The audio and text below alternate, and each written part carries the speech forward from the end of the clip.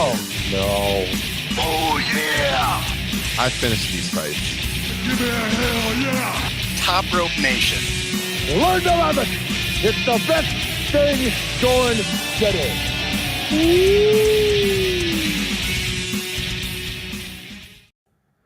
Oh, good evening, boys and girls, and welcome to episode 251 of Top Rope Nation. My name's Ryan Drosty, joined here by the boys tonight. It's Mr. Kyle Ross and Justin Joint here to talk all the latest in the news with professional wrestling. And we've got some exclusive news to break tonight coming off our show on Monday where we recapped WrestleMania Backlash. Justin Joint, you were not able to join us for that show. 250, I missed it. You're back. Yeah, it was a landmark show, 250, but you're here for 251. How's it going?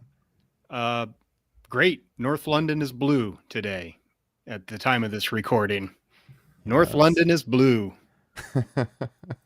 Kyle, how are you feeling? Good. I didn't know who you were gonna throw it to first, and I definitely was going to set Justin up for that anyway. So I'm glad he got that in. Man. I shouldn't be shocked, but the magic number is 3 always here on Top Rope Nation, as you know. But some of us care a little bit more that we're only 1 point away from the top 4 in the Premier League table. Soccer term, Ryan. Yeah. Table. Right. We don't call it standings. Table. I was gonna ask how you were doing there on the betting front, Kyle. So well, I'll tell you what. Going glad you asked. I just cashed the under on the Heat Sixers, and the podcast is starting, and I don't have to listen to Stephen A. Smith's shitty analysis, so I'm feeling great. How could you not be? How could you not be? Kyle, when you're looking at the Premier League games, you're not taking a look at the schedule, you're taking a look at the fixture. Is that correct? If we're talking the fixture. Soccer term. Yeah. There we go. Are you guys training me live on air with my European football? Yes. Very nice. Very nice. It wouldn't be an episode of Top Rope Nation without getting some Premier League talk in, ladies and gentlemen. But I promise we are going to get to the pro graps tonight. I teased on our social feeds and over in the Facebook discussion group. We got some exclusive news to talk about as it relates to Roman Reigns and his new WWE deal.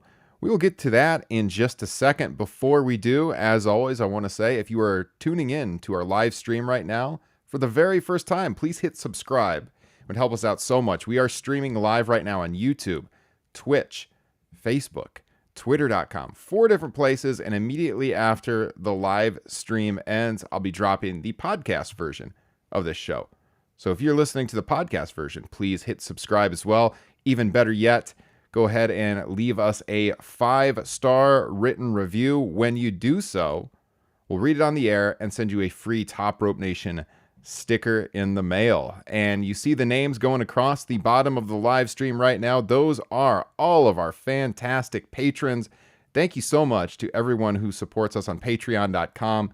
There are currently 75 or no, I think it's 76 bonus shows available right now on Patreon. The only way you can hear those is by becoming a patron of the show. Next week, we'll have 2 new bonus shows dropping, a Top Rope Nation Extra with Kyle and a very special guest.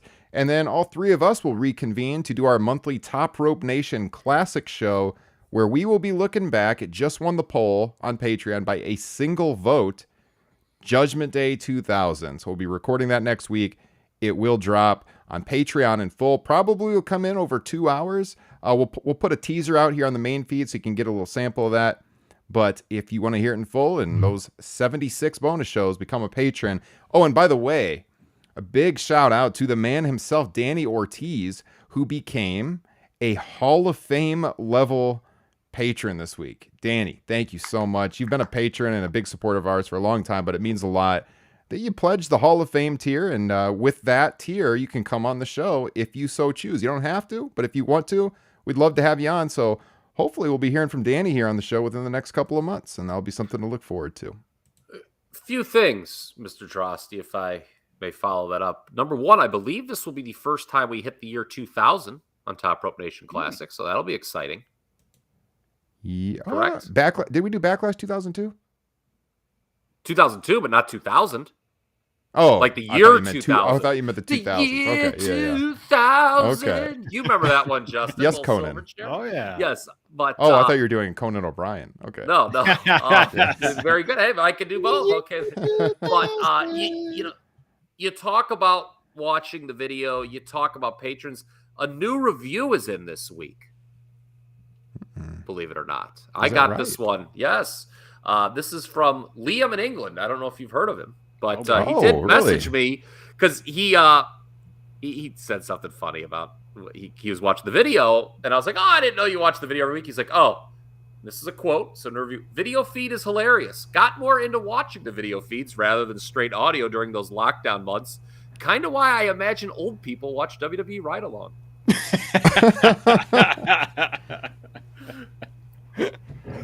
Well, Liam, I mean, I don't want to put you over too hard here, Liam O'Rourke, but check out this book, ladies and gentlemen, if you have not read it. Liam O'Rourke, Crazy Like a Fox. Wait, you're talking about this book? Oh my God, this was not even planned. Look at that. Huh. Justin Joint has it as well. And It's Kyle, upstairs. you had it on our show Monday, when you were recording upstairs. So Yes. that's funny. Thank you, Liam, as always, for your support. Patron of the show. Award-winning author, Liam O'Rourke. What do you always say, Kyle? Best author from England since Bill Shakespeare? That's what I've said. Billy Shakes. That's right. All right, let's get to the news before we get too off track. Monday here on Top Rope Nation, episode 250. As we said, it was myself and Kyle reviewing Backlash, but at the end of the show, I guess it was actually about halfway through, there was some exclusive news revealed about Roman Reigns by our own Mr. Kyle Ross. And, it was coming out, it was being revealed that at the time, Roman had signed a new contract. Various reports from various outlets were saying he was going to be working less dates. At the time, most people assumed that was less house show dates. And he was being pulled from some house show advertising at the time. But we here on Top Rope Nation said, no, it goes further than that. In fact, Roman Reigns will be working less television and less premium live events moving forward. And that was first reported here on Top Rope Nation. To the best of my knowledge, nobody else had put that out there.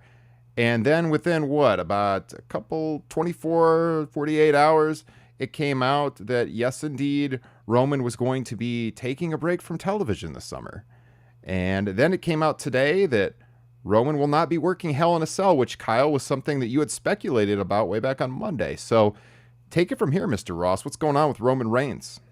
More questions than answers, I think, right now.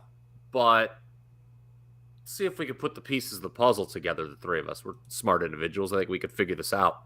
So, as you said, Ryan, Fightful noted today that Reigns is no longer being advertised for Hell in a Cell. He's off the poster. That does not mean he's not going to be on the card, I suppose. Although Meltzer said he's not going to be on the card, and pulling him from the poster, you would assume means he's not going to be there.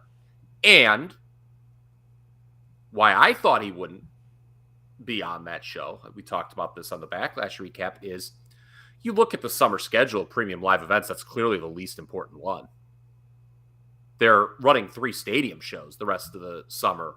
The 2 in July, Money in the Bank in Vegas, SummerSlam in Nashville, and then over the pond in Cardiff, the big Labor Day weekend show. So that's why I kind of speculate, all right, it kind of makes sense that Hell in a Cell would be the one that he's missing. That show's in Chicago on June 5th. And that's a show Forbidden Door, by the way, already smoked at the box office. So maybe they're kind of waving the white flag on the Chicago market. I don't know. That might be just me taking an unnecessary pot shot. But last I saw, about 1,500 tickets were available still for Hell in a Cell. Oh, that's less than I thought. Because how many did they put on sale, though? I thought they only had like 8,000 out. Current capacity. Last update I saw, current capacity was just over 11,000, and they had sold about 9,600. That was courtesy of WrestleTix. Okay, so you've checked the latest update then. Now, what's interesting, Dave Meltzer was the first to note, and you kind of touched on this, Ryan. This was about 24 hours after I think you published our show. Reigns was not being advertised for anything from June 19th through Labor Day. So there's that. Here's, I think, what everyone needs to be thinking about. Very obvious, Reigns is missing time this summer. That is not up for debate. I mean, I saw some people questioning Meltzer. Stop it. Okay, he's missing time this summer. It's in the contract. He's got a reduced schedule. Again, Think Lesnar, think Hogan in 97, that kind of thing. But how much time he's missing and which premium live events remains to be seen. And there's confusion over why he's missing this time, right? Like Meltzer, I think on Wrestling Observer Radio said, I don't know if he's making a movie or something. Mm-hmm. But here's some food for thought, guys. And let's take this a step further. Let's grab the ball and run with it a little bit. Might it just be in his contract that he only has to work a select amount of TV and premium live events? Okay, we think it is. And if that's the case, I've heard no one mention this yet. Isn't Reigns getting time off from TV and premium live events a strong likelihood, not just this summer, but for the duration of this new deal? And we're going to be seeing this for the next couple of years. Yes, 100%. Mm-hmm. There's no way that this is just some sort of one-off Roman Reigns summer vacation. Roman goes wild, yeah. Summer 2022. This is a young man summer vacation. That was a good Ice Cube song. But what now? Let's examine the schedule. We've talked about it. They've got 4 events coming up between now, premium live events to you, between now and Labor Day. We all agree it makes sense that Hell in a Cell he would miss, right? Because they have actually matches that make sense for the big red box, and none would involve him. Like, we presume Seth and Cody are doing it, right? Mm-hmm. Yeah. Okay. Maybe Edge and AJ. Yeah. The tag titles, if they want to do that, if they want to run that back with RK Bro and the Usos, if they want to go down that well. The women may get one, I don't know what that would be. Maybe a 3-way with Becky, Asuka, and Bianca. But how long is he out? So Meltzer today then followed up and said Roman is expected to be on both July premium live events, despite the fact he's been pulled from all advertising. Those would be, again, Money in the Bank, which is the beginning of July, SummerSlam, which is the end of July. I'm not sure he's going to be on Money in the Bank. Doesn't that take away some intrigue, though? Like whoever wins it that night could cash in that night if he's not on there. Well, what do we think? What do we all agreed the best move is for Money in the Bank this year? Cody Rhodes. Yeah. Yes, and it's not a quick cash in. I mean, right. The show's called Money in the Bank. It should be built around that match. Mm-hmm. Mm-hmm. Here's the thing: if Reigns is going to be on both those shows, he needs 2 contenders. Do you have 2 ready-made contenders? Was Madcap's win enough to put him over the top, or no? I mean, I guess they could do Orton. I mean, Orton is like the only throwaway that works.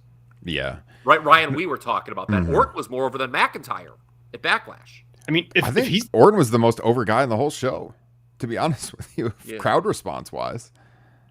I mean, if he's going to miss 2 PLEs, I mean, these 2 make sense because they're gimmick, events. In at least, as we already said, at least with Hell in the Cell, you've got some other feuds that you can put in there. He doesn't really have anything outside of maybe Drew, but even that would feel a little rushed. And then with Money in the Bank, that can be your main event. That's a big deal and actually should be treated as such if you're going to have that as the, big event. Yeah, I mean, to me, the dream for Money in the Bank is, okay, your 6 top guys should be in it, and they should spend weeks saying why I'm going to win it. Mm-hmm. Not that bullshit they always do, pardon my French, of when it's like qualifying matches, who's going to win. And they just spend 3 weeks all beating each other in tag matches. That stinks. How about just announce the 6 top guys? Like, put Cody in it, Drew, Orton, Lashley. Moss. Maybe bring Lesnar back for it. Now, the problem with that is, and you guys have been studying this WWE long enough, they never put all the top guys in there. Why? Because somebody has to take the bumps. Mm-hmm. And so they always throw some, spamool in there.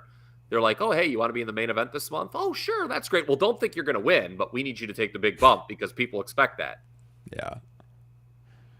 Yeah, so, I think it depends on a lot of things. You can look at the direction of the World Championship or the World and the Universal, whatever they have planned for that. I agree with you, Kyle. You should be able to build a pay-per-view called Money in the Bank off the Money in the Bank match. We've talked in the past about how the match has been devalued over the years. Yes. If the match is strong, it should main event the show. In that case, you don't need a World Championship match on the show, and you wouldn't need him. Now, yeah, we expect Cody to win it.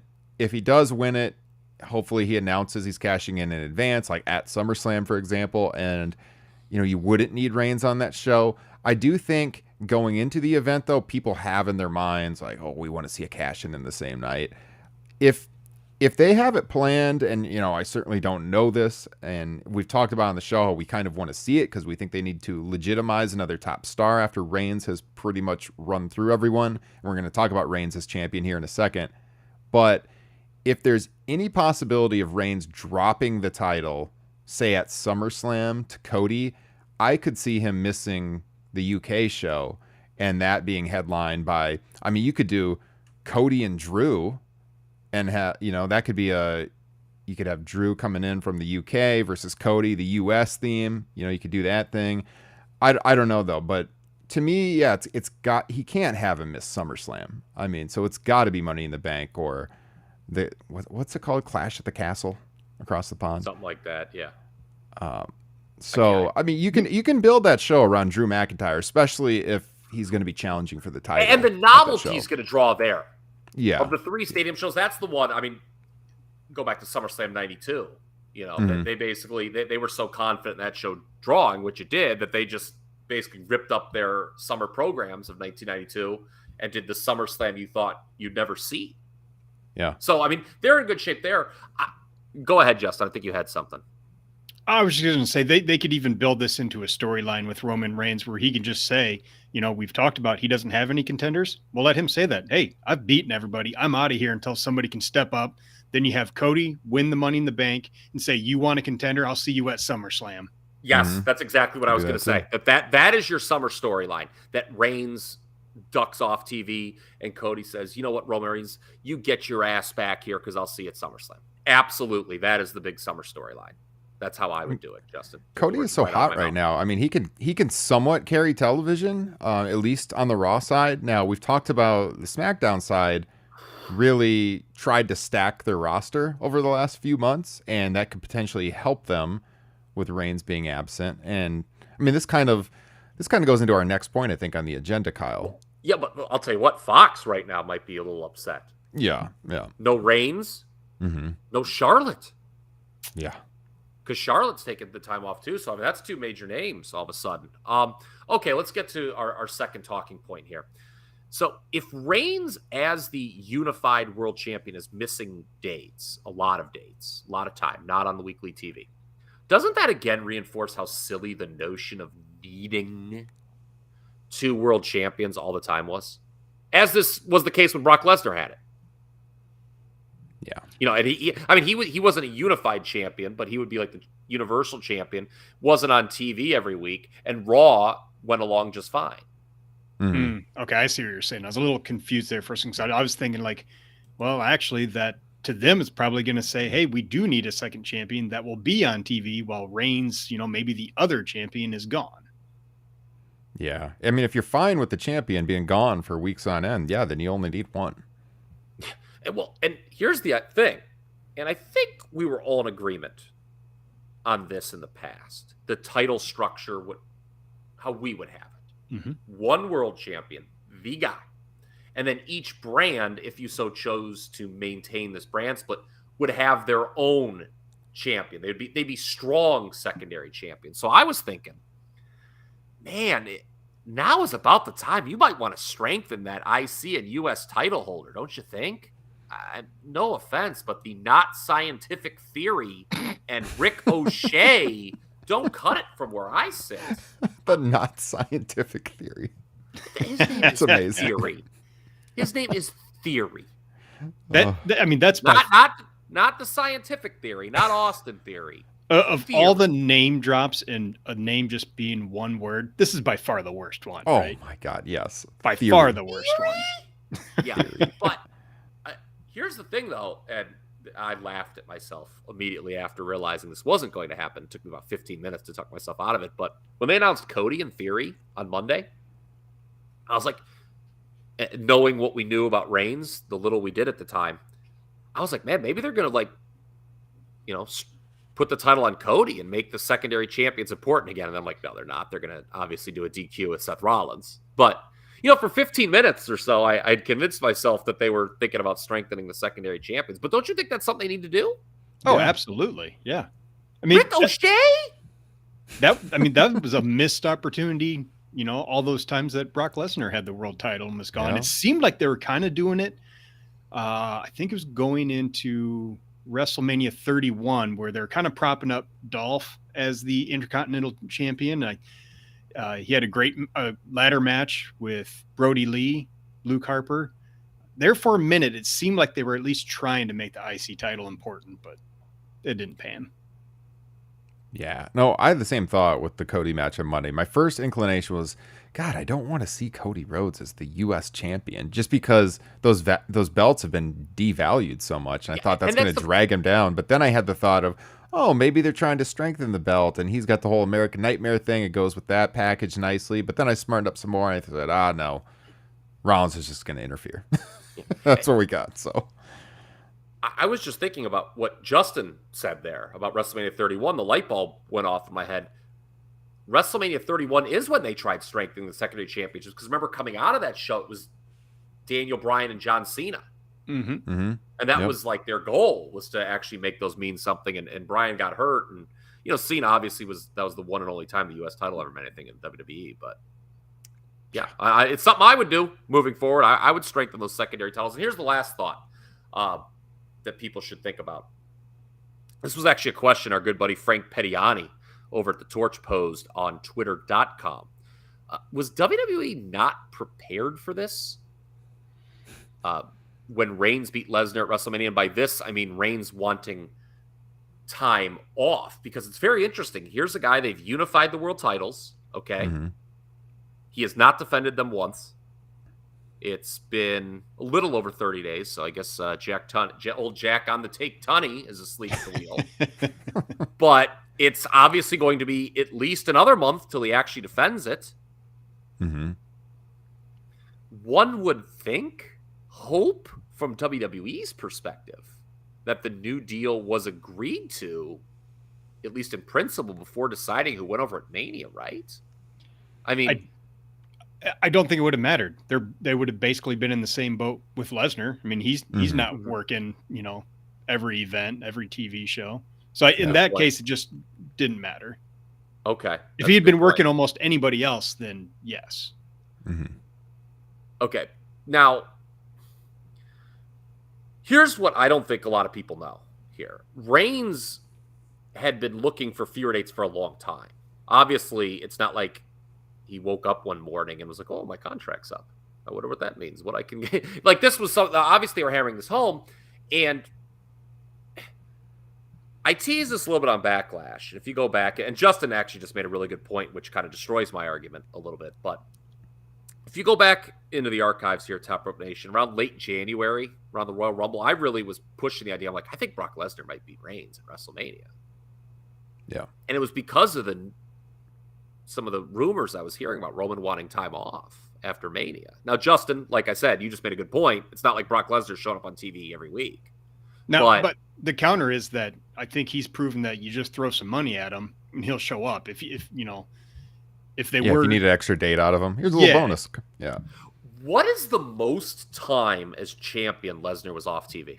That's a very, I realize I'm putting us all on the spot. I don't know the answer to that question. I would have to look that up. Yeah.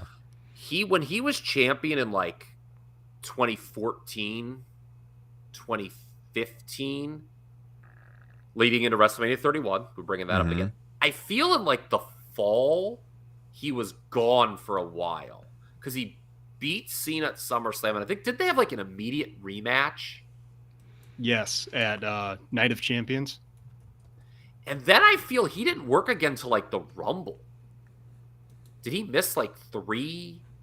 I think you're right. So 14 into, you're talking 14 into 15. Yeah, so like the last 3 months of 2014, was he on TV at all? He worked SummerSlam, like you said. Yeah, they had the return match at Night of Champions, and then he wasn't back till the Rumble when he worked Cena and Rollins. And then after that, he next worked at Mania 31. Okay, so he missed 3 months as champion. And that was at the time they only had one champion. They had not gone back to the brand split at that point. Yeah, just over 4 months. Yeah, September 21st to January 25th. Crazy. And I wonder if he was even on TV at all. If it was sparingly. Yeah. But basically, he defended the title once from September until March, and that was the Rumble match. That was it. In a 3-way. Yeah. Yeah. 6-month period.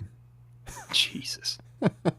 Yeah, so this is actually not unprecedented. We talked about this. You know, you go back to, not just using Lesnar example, Hogan in 97, there was like a 3-month period. He wasn't on any pay-per-views. Mm-hmm. So, I mean, that's what we're kind of looking at here. But what do you think about Frank's question? Do you think WWE was aware of or had an inkling? Okay, we're going to put the title on Roman. We're going to unify the titles on Roman at WrestleMania. But he could be out for a while. Do you think that was in the back of their mind? I mean, this couldn't have just crept up on him, Roman's demands. No, I'm sure some conversations had to be happening at the time. Now, Roman getting both belts on the flip side would seemingly give him a little leverage in those negotiations. So it depends how they approach this. But I'm sure those conversations were happening. Like you said, I remember you talking off air about it at the time, that Roman telling me one-on-one that Roman was looking for less dates. So this has gone back a while, as you said. When do we think this deal was made official? It feels like it was made official after WrestleMania, but before Backlash. And that bizarre thing with him being put on Backlash last minute and them canceling the unified tag team title match, that had to be a fallout of the contract, right? Like they saw where the contract was going. It's like, oh, we need to get him on a quote unquote. Yeah, like where they agreed to it. Like they agreed to it. It's like, oh fuck. We're like, all right, he won. Yeah. Like we played poker with this guy. He's not budging. He's only doing this many dates. And we're just gonna, we're gonna rush him on this. On the old contract. Get another date out of him. I mean, you're right, because it would seem odd to burn a date on the new contract right off the rip on a nothing show for a 6-man. Yeah, right, that doesn't make any sense. That had to have been on the old contract. Because we're saying he has a number he has to work, right? Yeah, I mean, I'm assuming he has a set date, like a set number. Like I'm only working this much TV, this many premium live events. Now, yes, if Reigns was able to do a deal where he got to go over at Mania with these terms, or before dictating what he wanted his new schedule to be, then more power to him. I mean, my hat's off. Kidding. If he was able to pull this off, he's like, oh, you should win. Like, I'll be around, whatever. Oh, yeah, now that I've got both belts, guess what? I only want to work this much, and you're fucked. Because who are you going to have beat me? Well, and I'm sure, having dealt with Brock Lesnar before, they probably weren't too scared of this situation. They've gone through it before, and he's obviously a name you don't want to piss off if you're them, or rub the wrong way, especially now that there's some, competition out there. Not that I think there's ever any chance he would go to AEW. No. Do you think this exacerbated them wanting Cody? No. Because again, this can't be news. So or do you think Cody just kind of fell into their lap and that was a convenient thing? I think the latter for sure. Okay. Yeah, they would have pulled the trigger on Cody no matter what. That was too much of a statement signing for them. Yeah, they can steal an EVP. They're going to do it. Yeah, I think regardless. I think it was a happy accident that they came at the same time. Yeah, well, here's the thing. Sure. Like, we don't know what happened between Cody and Tony Khan. Do you think when maybe WWE's like, shit, Roman wants to work less, we can only get Lesnar to work less, we got to do something. And when the idea of signing Cody, like they became more aggressive, or you're just saying, well, they would have got him no matter what. Yeah, the only way I could see it.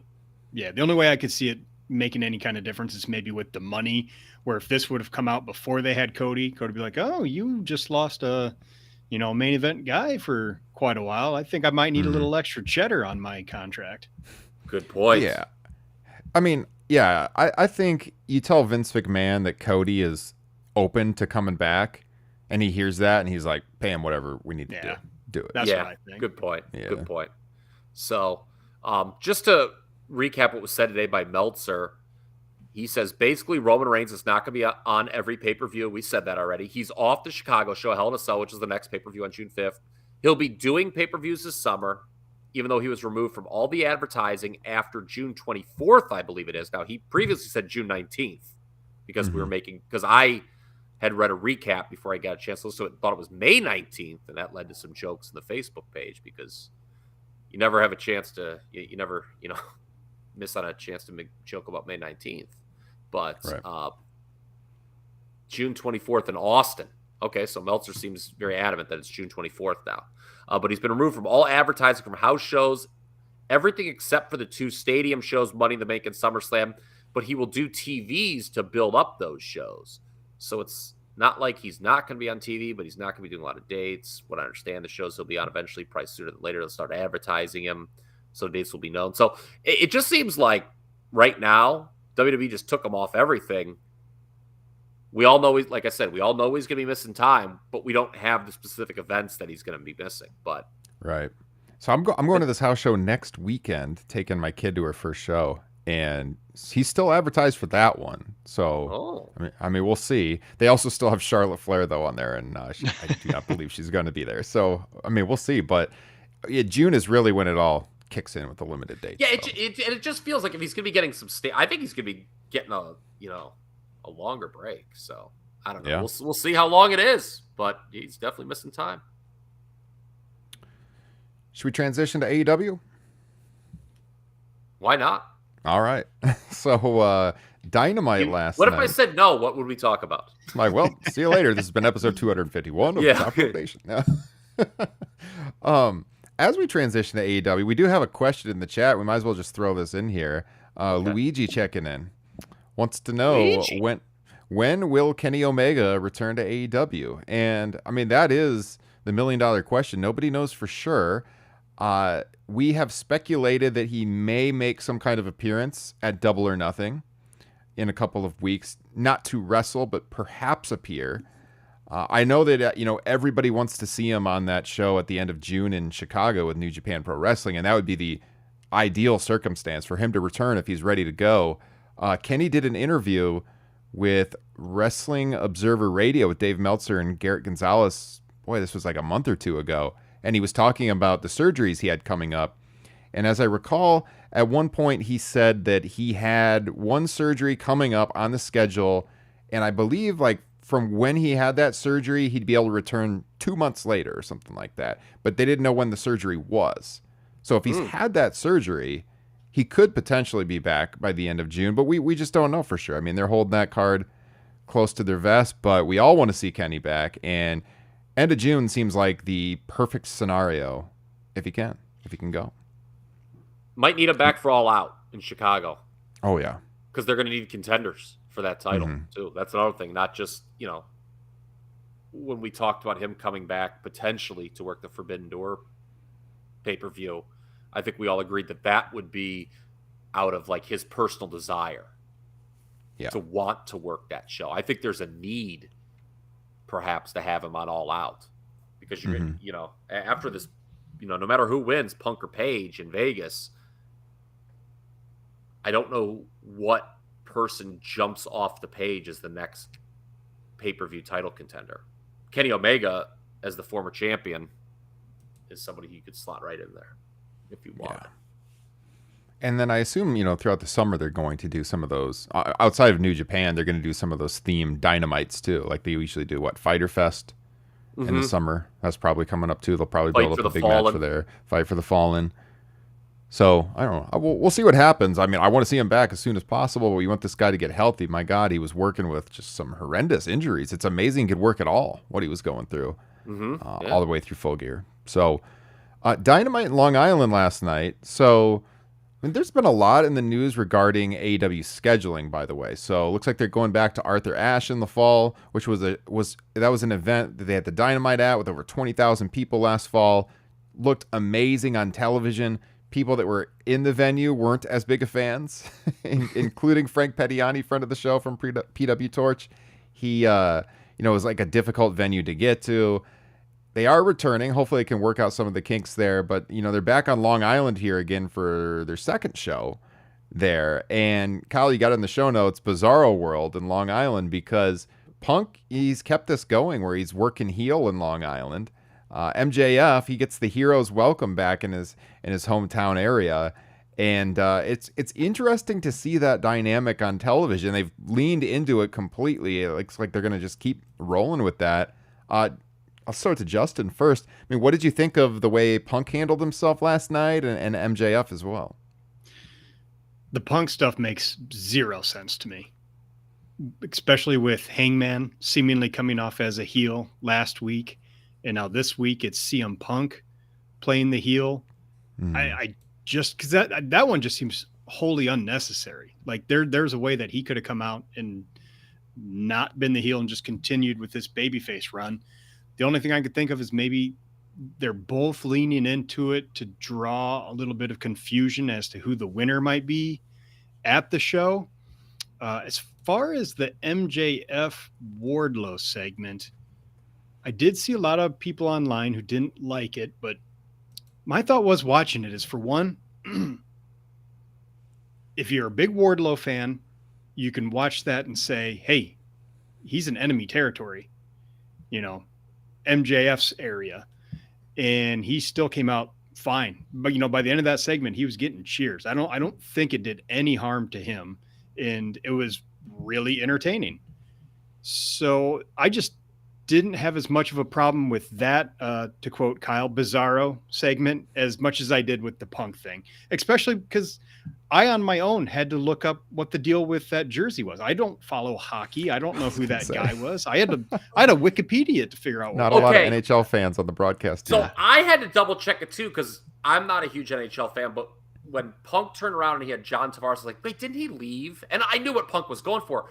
Yeah. I thought the announcing last night on Dynamite was absolutely atrocious, and they needed to point that out. They were unclear. They're like, I think at one point it might have been Excalibur actually was like, oh, was Punk extending an olive branch by wearing an Islanders jersey? No, he was doing the opposite. So it was a troll job. Like I was like, oh my God, do you not have your announcers clued in? Hey, yeah, okay, that's what I was going to say. That could be on Punk for not telling them about it, because we can't just expect them to know who this player was. But that's something that needs to be conveyed to the announcers. You're right. I mean, if like I'm going for heat here, make sure you point this out. Yeah. Then another thing that I'm announcing, Jim Ross needs to stop putting over how Bret Hart's turnbuckle bump was a trademark move. No, he was the other guy was on offense. I saw two people point that out as an announcer criticism. Alan 4L was one, and Jonathan Snowden was the other. But they were both spot on. I usually like Alan 4L a lot better, his takes than Snowden. But hey, we all came together and agreed there. It'd be like, hey, you remember how The Rock, like that signature move, how he took the stunner, man? I mean, just great signature move. It takes away the realism, because Brett's taking a bump, so it's not a signature move when you're getting your ass kicked. And I'll point this out. I actually have to get my charger. I just realized I did my weekly thing where I left the charger upstairs, and now it says low battery, you idiot. But I'll be back if I was Punk. You guys could talk about this. Punk and Paige taking turns acting heelish the last couple weeks. I also thought it was kind of odd, but then I started thinking, historically, it's actually not. Hogan and Warrior both kind of leaned into a little bit in their build. Mm-hmm. For WrestleMania 6, Austin and Rock at WrestleMania 17. Yeah. But it wasn't as outwardly as this. You're probably right, yeah. I mean, do you okay, here's the thing. Punk wrestling John Silver, Long Island's own, was the first clue that they were going to keep rolling with this. Do you think if they had just kind of not brought up the last time Punk was in Long Island, the crowd would have remembered about it and wanted to boo him? That's what I was kind of alluding to in my spiel. Yeah, that sounds like... I don't think they would have cared. No. I think his computer just died. It's the video. No. Great points. I completely agree, because I think that, when they announced he was working a hometown guy, then I'm like, he's probably going to lead into it again. But if he wasn't, I don't think that he had to. They wouldn't have booed him. It's CM Punk. Everybody's still really happy to see him. MJF is getting the pop, but he's not working MJF anymore. So I haven't really looked at the Punk and Hangman stuff really as like a heel face dynamic. I almost look at it as more as just almost like it's a real fight, and you don't even really care about the crowd response too much. Like, I know Hangman went off on the crowd a little bit about like the guy in the Punk shirt a couple of weeks ago or last week, whenever that was. But I almost just see it as like the guys just acting like they're pissed off. They got a fight coming up. They don't really care what anyone thinks. They're wrestling for the world championship. And it's not like it's a full turn. It's just like heat of the moment type stuff, if that makes sense. It almost feels like a very UFC kind of build, because like it bothered me at first that Hangman seemingly came out of nowhere with you think I'm going to come out here and say I respect you or shake your hand? Well, I'm not going to. That kind of rubbed me the wrong way. But to your point, that is something exactly a UFC fighter would come out and say. It's like, I don't respect you. I'm going to whoop your ass. So I guess the counter with Punk saying, no matter what, he was going to shake Hangman's hand at the end of this match, and then he flipped him off and ran off. It wasn't too bad, I suppose. It's just a little confusing, a little convoluted, maybe.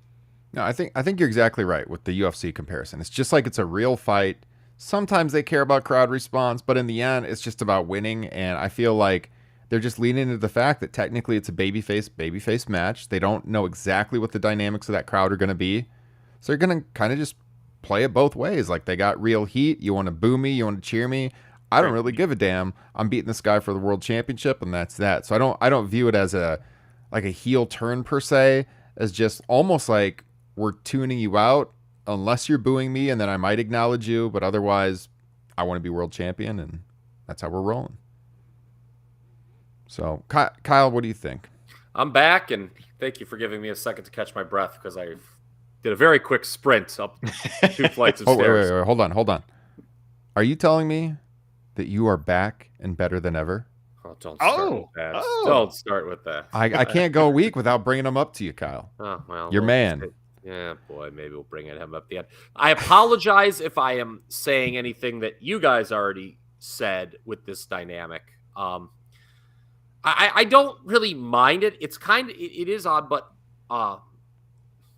do you think that it affects, because I don't, anyone's fandom of Punk outside the arena? No. You were talking about with Wardlow, Justin, and I think with the AEW audience, I think if they just recognize, okay, this is what he does in this city, this is what happens, and people still like him. Like, if it had a negative effect on CM Punk, I'd say, what are you guys doing? But we saw this in the MJF buildup, and it had zero effect. Yeah. And, Austin Hart Foundation, anyone? Perhaps you remember that feud? It's not like Steve Austin, being a heel in Canada affected his stardom in the United States.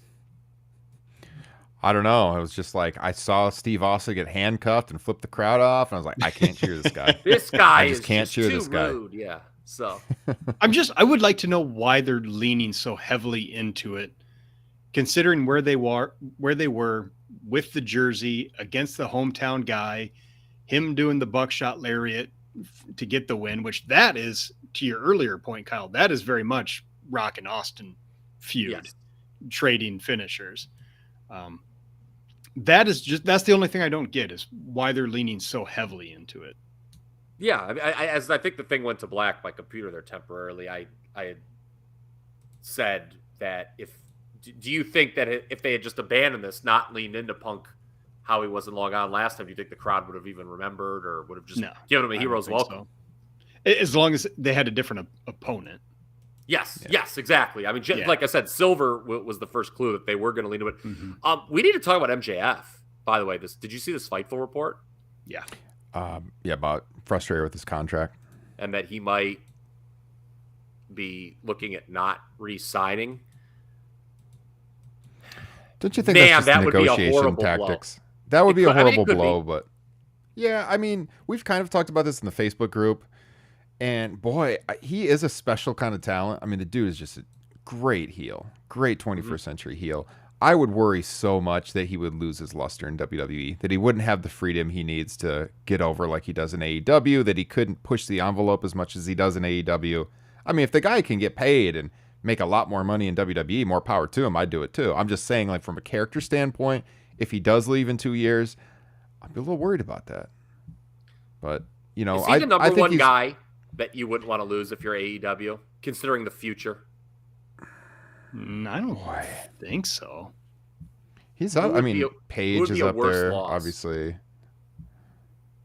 I think you don't want to lose another executive vice president. I mean, they're not as critical in the ring for the future because they're getting older, but like losing Kenny would be pretty huge.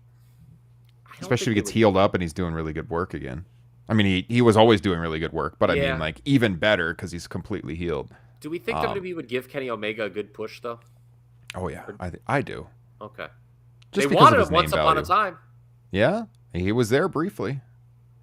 But... Well, and now with the competition to send a signal, I think we've talked about this before with Cody, is these guys will probably get a better push than would have originally happened because they're like, hey, come to us. You're going to get this awesome push.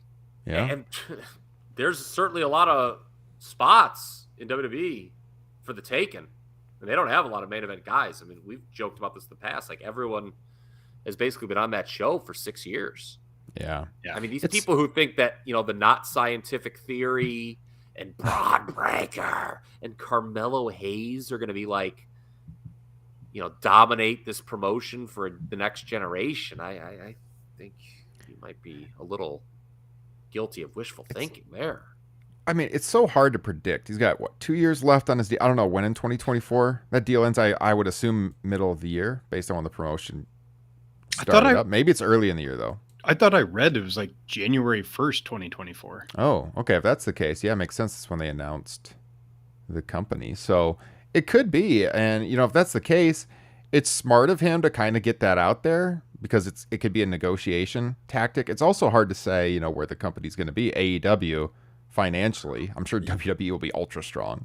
Okay. And yes, you hit on something very key there, Ryan.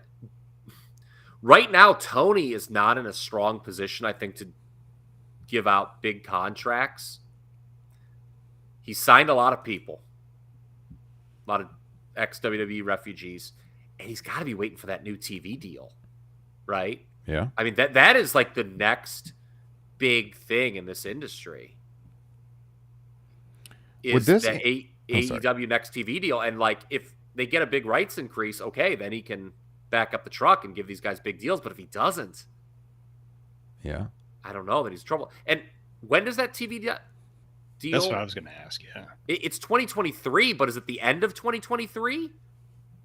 Yeesh. Like, basically, bang bang with the MJF contract. Wouldn't you think it would be about the time that Dynamite started? What was that? Well, like they renewed him.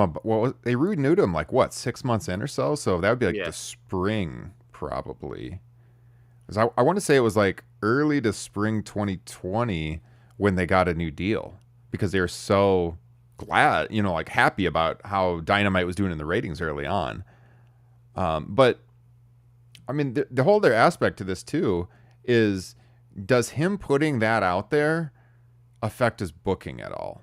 Now, we know if this was WWE and a talent was talking about how they want to leave the promotion or they're frustrated with the promotion, and it was, you know, like a year and a half or whatever before their deal was up, Vince would be pissed and he wouldn't push that person.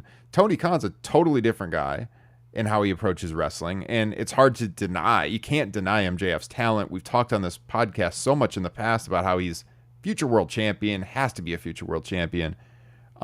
This company, though, like, they also have a lot of people waiting in the wings now, it seems like, who could get the world title because they do such long reigns with the world championship.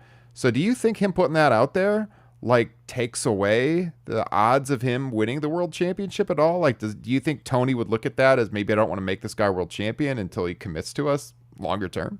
Well, he's going to probably lose the Wardlow at the pay-per-view, right? Right. I mean, that makes no sense for him to win given the scenario they've laid out. It would kill Wardlow's momentum. Yeah, and I mean, he lost the Punk feud, I guess, but he is a heel, and heels should, I mean, historically speaking, lose feuds. Yeah, I don't know. I mean, you're certainly not going to want to have the title on him like in late 2023 now. Right. I'll tell you that much. And by the way, I looked it up. The deal does, it said through 2023. So I don't know. That's kind of an awkward situation.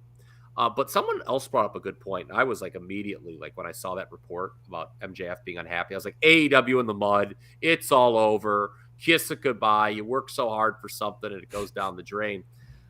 But here's something to think about. By the time 2024 rolls around, he'll have been in the promotion for 5 years. That used to be what we would call a run in the old days. Like, Jake Roberts, the 6-year rule. And, Jake Roberts obviously had one of the greatest runs of all time in WWE, surpassed only by the tippy top guys. So, it might be a deal where it's interesting to Ryan's point. Okay, do you put the world title on him now if he's saying this publicly? I don't know.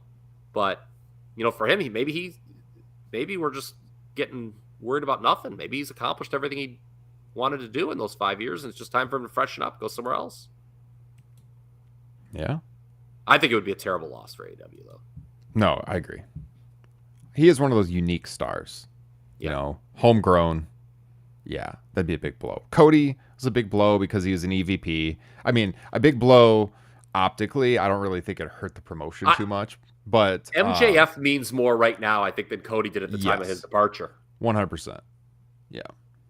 So, I agree. When you look at the homegrown talent that have become stars with them, that would be huge. Be absolutely huge. MJF kind of mentioned Cody.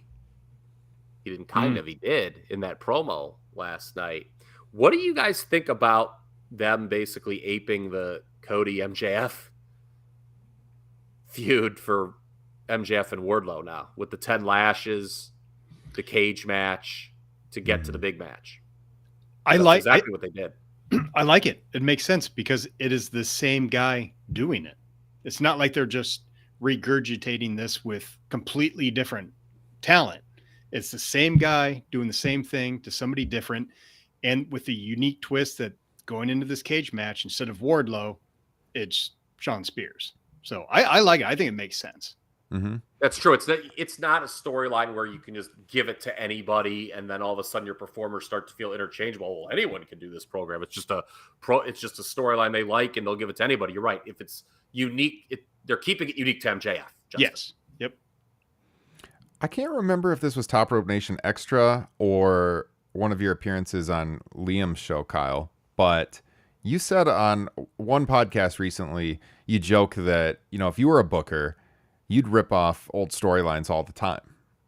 Stuff that works. Oh, absolutely. I would. And so, if stuff has worked in the past, why not play off of that? If it's different people, you do a little bit differently. I think it's smart. Well, personally, I would just like to see what I could get away with that Vince McMahon wouldn't remember. That's my own ego. I would just like to rip things off. I've asked around about that, like people, who might know. Oh, can you think you get? Oh, absolutely. There's no chance he would remember that. Especially if you're ripping stuff off from like other promotions. Yeah. He's like the only risk is that like one of the older guys would tell on you what you're doing. Like somebody would So Vince, I think we need to open the show with one of the GMs playing guitar for 2 straight minutes. It's going to be sweet. Another Eric Bischoff reference. Look, we shouldn't give this guy the time of day. I'm just going to say this. Eric Bischoff killed WCW. People don't give him enough grief for what he did to Impact. Him and Hogan killed that promotion, put its name in the mud permanently. I believe they were coming off their 2 most profitable years ever when they took over. And that promotion went straight down the freaking toilet when they took over. Okay. By the way, on a personal level, the man is going through bankruptcy right now. So other than that, he's someone I would really value listening to about a professional wrestling promotion in 2022, how they should do business. This is obviously someone who, really has their finger on the pulse of business, has killed 2 wrestling companies and doesn't have a freaking dollar in his pocket. I value Eric Bischoff's opinion on pro wrestling in 2022 about as much as I value his opinion on how to stay out of Just for Men. Okay? This guy stinks. Tell us how you really feel. Don't like him. Pick me a couple winners in the Owen. Let's do a hard right turn. Speaking of the announcing, I was thinking about this. So, speaking of the announcing, did they ever mention? If they did, I missed it. Did they mention that Jeff Hardy worked Owen Hart? Was that mentioned by the announce team at all? That he wrestled? Yes. He actually wrestled Owen Hart. Did they actually mention that? Oh shit! Now I'm not during sure. the match. I swear, I thought I heard somebody say, "No, you know what? Maybe you're right." Maybe I don't remember. I don't know missed if they that did. they did. But But that's like something you should be calling out. Like it's the Owen tournament. Here's a guy who, early in his career, when God, he was a teenager working WWF shows. He actually worked against the great Owen Hart. Now here he is trying to win the tournament in his honor. Like I didn't hear that. Maybe they said it. I could be wrong. No, I might have totally missed it. But if they did say it, they said in passing, and I missed it. Yeah. Like it should have been a big factor that Yes. they mentioned, and I didn't hear that. So I mean, yeah, Jeff worked Owen in like 95, 94, I want to say. So my guess is Tony doesn't know that at all. Excalibur may not know that. I'm sure there's a Tony there that does know. Yeah, that's true. And Not JR Shivani, is but probably yeah. forgotten. Yeah. Yeah. I got a question. Where does that match rank on Jeff Hardy's best singles matches? Because holy shit, I want to say top 3 at least. You're talking about last night. Yeah. Okay. Yeah, no, not the Owen match. I was Sorry. like, my God, is this something I need to revisit? No, I thought it was great. I mean, this Darby Allin, does this man not care? No. That ladder bump he took to the outside To the was chairs? What Yes. are you doing? insane. I don't know how he walked away from that. But who's going to win the tournament? I'm not going to hold you to it. Not going to, make fun of you in 3 weeks if you're wrong. I'm not necessarily sure I know. Well, we don't know who the Joker is yet. The Joker's the key. Which, okay, that's really weird. Like, if they're bringing in somebody like, let's just say Cesaro or Gargano, are they bringing them in to beat Samoa Joe, who's basically had 2 televised AEW matches? I mean, yeah, I'm not against the concept of the Joker. I'm interested to hear your guys' response to this. Pro concept, but I don't know if Joe is the right guy to oppose the Joker. no, not at all. It doesn't make any sense because you think with the Joker, it's going to come in, be a big surprise, and then he beats Samoa Joe, who just won a title for Ring of Honor. I don't like it. No. Unless it's going to be like a homicide or something. I don't know. What if it's big I gotta Satnam Singh, 1 in a billion? Just looking at the names in the bracket and everything and thinking about who should be on Double or Nothing in a primo match, I got to think right now Cole and Joe in the finals makes the most sense. You think Cole and Joe? What if I was thinking Cole and O'Reilly, and they may want to right the wrongs of NXT? Do you think those two could do that? Or would we just get another takeover match? Well, I don't know if they could, but maybe they'd be into it. Where is this bracket here? I need to look up the bracket. I don't think, because I think you think they want to do like the Friends having a match? I don't know, with the New Japan show on the horizon where they probably going to team up. I mean, I don't where's know. the bracket? Let me get the bracket here. Hold on. I got it on my screen. I can share it with you. Oh, hold good. on. That'd be I'll put it even in the better. chat. So who's Kyle O'Reilly facing next? Ray Phoenix, right? Yeah. Yep. Okay. And Ray Phoenix, I assume, is going to lose because I could see one thing that we could talk about. I think one of the big takeaways for me from last night's Dynamite is there's a lot of moving pieces with this Double or Nothing card. So I definitely think Kyle O'Reilly is going to beat Ray Phoenix because Ray Phoenix, I would imagine, is going to be in a trios match, House of Black versus Death Triangle at the pay-per-view. Mm-hmm. The Joker is really the wild card. Yeah. In that. I definitely think Adam Cole's going to beat Jeff Hardy because I think it's Hardy's and Young Bucks at the pay-per-view as well.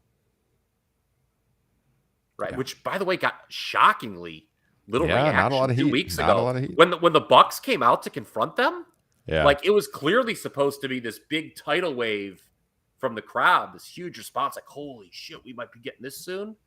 And it didn't really come. It was kind of awkward. I would like to say, fantastic wrestler. Someone's got to show Adam Cole how to apply the sharpshooter.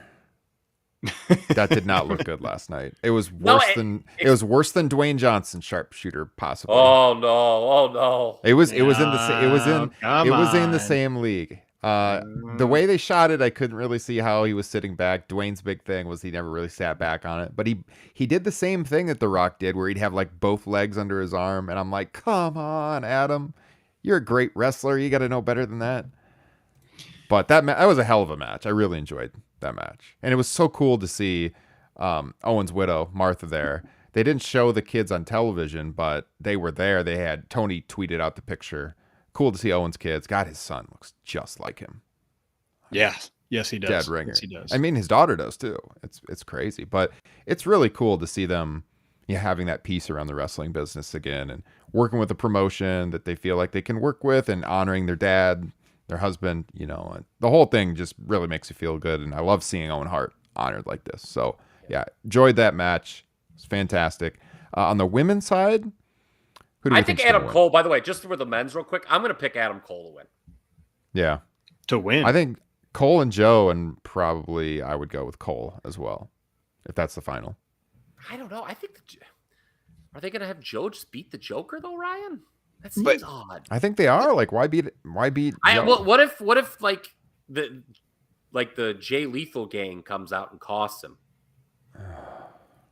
I could do that. I mean, again, it just depends who it is. If it's someone that's kind of underwhelming, then he's just beat their ass and move on. But if it's someone big, yeah. I mean, who would be the good surprise outside of Cesaro and Johnny Gargano? Because if it's one of those two, you can't do the heels running in to cost Joe the match.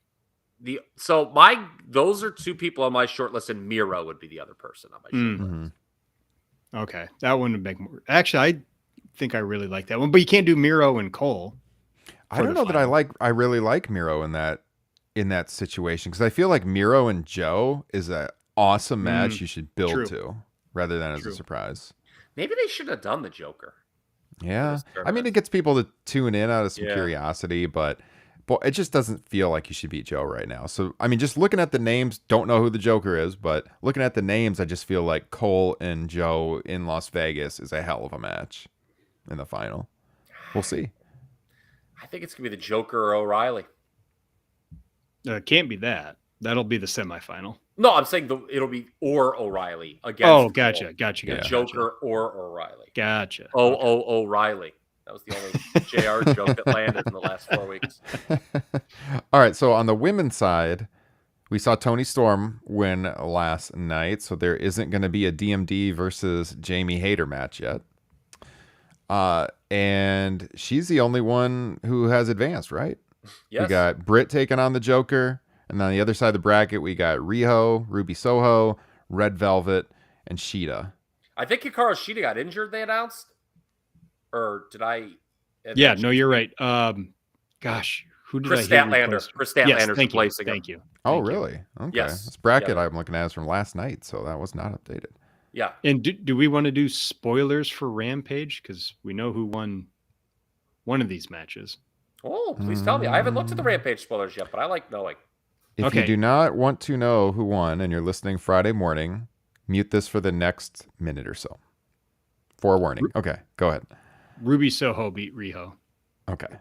I think that's probably of the four, the least interesting quarterfinal. Is that a fair comment to make? In the sense that I didn't think either of those two were going to win. Yeah. Well, that right side of the that's bracket, what I was just thinking. That just screams loser in the final, all of them. Yeah, looking at it, I almost think it might be a Ruby. Alan Forel, I'll reference him twice in the show. He said you could use this tournament to build up Toni Storm. She would beat Red Velvet in the final, who is now, one of Jade's baddies, and that could set up Toni Storm against Jade. I don't hate that booking. No, I like Toni Storm to win this tournament, just looking at the brackets and everything. Yeah, I don't think Britt needs it. We don't know who the Joker is, but looking at all the names, Toni, yeah. I saw our Brian, our buddy. He, next week, Dynamite's in Houston. Where's Ember Moon from? Houston. There you go. Yeah, I mean, she could pull out a win over Britt potentially, but I think I would still go Toni Storm in the end. Yes. Yeah, to win it all. That would be my pick on the women's side for sure. I actually feel way more confident about. Well, I feel pretty confident about Adam Cole on the men's, but yeah, I think I feel more confident about Toni Storm here in the women's. Justin, you thoughts? I think I agree, but I mean, if it's Ember Moon and she beats Britt Baker, do you have Toni go over Ember Moon? Or Athena, as she is known? Yes. I would in a competitive match. Yeah. They're both new. Yeah. AEW has shown that they'll do that. They'll bring somebody in, they'll have a good first showing, and then they lose the second time. Yeah. I guess that's basically what happened to Ruby, I suppose. Mm-hmm. Or Swerve Strickland, too. Yeah. Rest of the show, it looks like we're heading for a 3-way for the tag titles. Jurassic Express gets Hobbs and Starks. And then Keith Lee MJF's new tag team partner, Snobs. What about FTR? Where do they factor in on this double or nothing card that we're going to be attending? Do you think it gets into a 4-way? Didn't they get in the champ's face a few weeks ago? Did I imagine that? I thought Liam and I talked about that. Because remember, we were like, yeah, they did. Because Liam and I were like, FTR versus Jurassic Express would be horrible matchmaking in a straight up situation. Isn't it crazy? We're always in these situations where we're just a couple of weeks before the show and we're still debating what matches are they going to add? They add them all at the last second and we just get hyped up. Yeah, I know, but it feels like there's so many movable pieces. Yeah, I think they have to, if they're looking at this potential triple threat for the tag, I think you got to add FTR in there just because at the last pay-per-view, we already had the triple threat tag team match. Yes. Mm-hmm. Yep. So I think that's how you fit FTR in there. Yeah, and then it's not, the bad dynamic that Liam and I talked about, FTR versus Jurassic Express. But what's funny is Starks and Hobbs, I wouldn't mind seeing them getting a run. I agree. I don't know if anyone caught this Road 2. Those always are well done. Mm-hmm. The most recent for Dynamite on Wednesday, this Ricky Starks looked like one of the top stars in the business on this thing. People need to check that out. Ricky Starks is a guy very high on my list in AEW. Agree. Yeah. This guy, you're like, oh my God, is this guy one of like the top 5, not forget about AEW, top 5 stars in the business he looked like in this promo. God, was this guy exuding stardom. I'm a big Ricky Starks guy. He's one of those guys. He's another one of those guys waiting in the wings. That's when you talk about how big of a loss it'd be to lose MJF, part of my hesitance in saying is, kind of have Ricky Starks right there to take his place. Yeah. I agree that they need to pull I think Tony was a little gun shy with the neck injury for a while, but they did a good thing putting him on, even though I don't think he's the best color guy on Rampage. It kept him out there in front of cameras, but God, his promo ability is really top notch in this promotion. Blackpool Combat Club clearly needed a direction. When I was watching their squash last week on Dynamite, I'm like, these are fun, but where are we going with these guys? Mm-hmm. What's their destination? We saw them come out last night, get involved in the Kingston Santana Ortiz Jericho Appreciation Society feud. Obviously, there's going to be some huge multi-person match at Double or Nothing. Which I don't know. How does that work if you're going to have a triple or 4-way tag title match? Yeah, well, I would hope it's just two sides. I would hope that that Kingston it'd be big, but there's 6 baby faces between the two groups and only 5 heels. So somebody's got to sit out. And I don't think there's somebody who people are going to say, Wheeler Yuta could sit out, but I think you would want Wheeler Yuta in the match. Yeah, you want him in the match for sure. He's the rising star. You don't want him to lose anything. You want him to capitalize on this right now. So, Ryan, this is a question I think you would have a very quick answer to. They can't do blood and guts, can they, for this? Because it's set up for a certain thing, right? Yeah. No, they're going to do. They would do a TV special for that, I would think, this summer. Yeah. Okay. But like logistically right now. Yeah, I mean, just the way the arena's set up too. Yeah. Okay, I would say the arena's not set up like they logistically can't do blood and guts at Double or Nothing, right? Boy, I don't think, based on the seating charts I've seen, I don't think so. I don't think they'd have space for it. Okay. So no, I don't think logistically that would work. And yeah, I expect them in those, the dog days of summer when they're building up to some big matches that they'll probably pull that one out. Although summer's kind of their hottest period.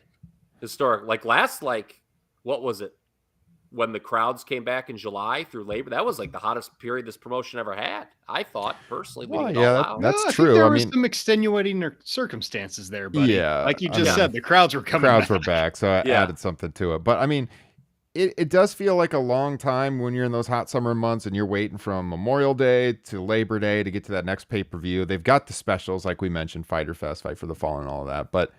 And they'll have the New Japan show this summer, but I do think that gives them something to lean on to draw in the viewers. So yeah, we'll see. I mean, we'll see when they pulled out. It was originally not going to be a summer show. Like Tony announced after Revolution 2020, and it was going to be in the spring. So I don't know. We'll see. But yeah, logistically, it would not fit there in the T-Mobile Arena.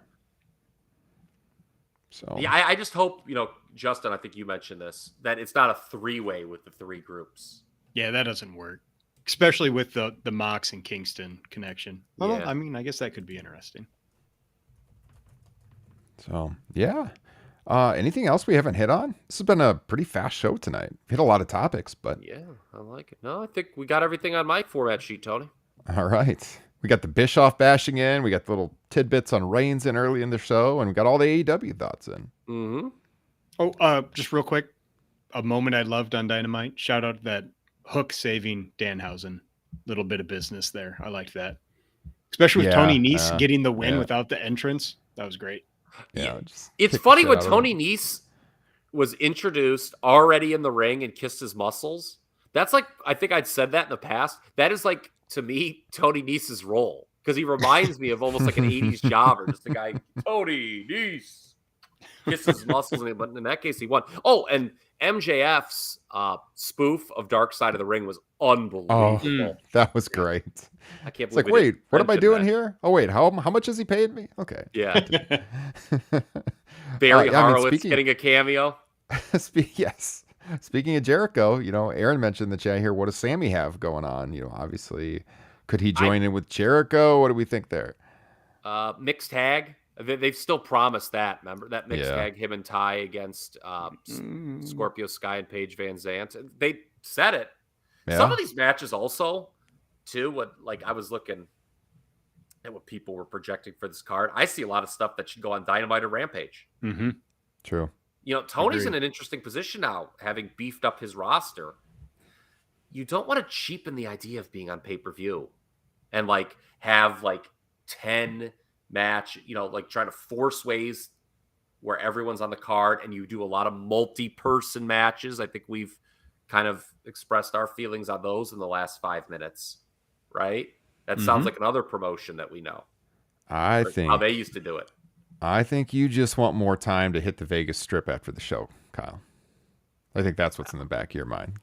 Get this show over with so I can get out there and party. No, we're in good shape. Remember what I told you? Yeah, it ends early. I realize it's gonna start at 4:00 local time. Yeah, we'll have plenty of time that night, which is good because I feel that's a good time to I know we're true broadcast professionals, but I feel we'll have a good buzz like that.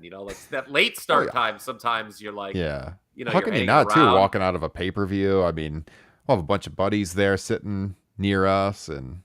Hopefully, the whole crew. So much time to ride elevators.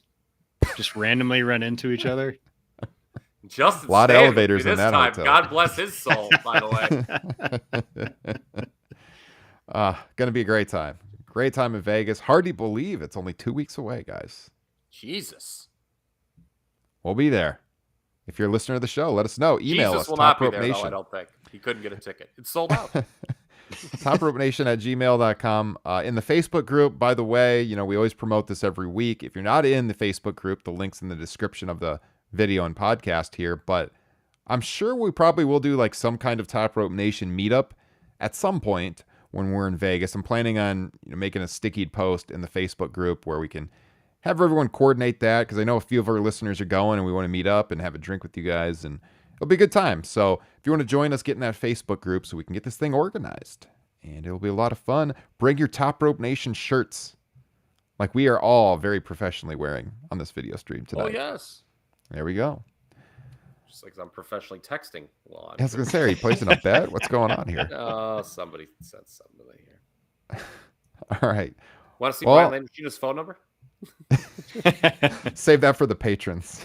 Okay. All right, everybody. It's been episode 251 of Top Rope Nation. Hope you enjoyed. We'll be back next week with a couple new shows. In the meantime, have a great weekend. Take care. We'll see you then. Hugs and kisses.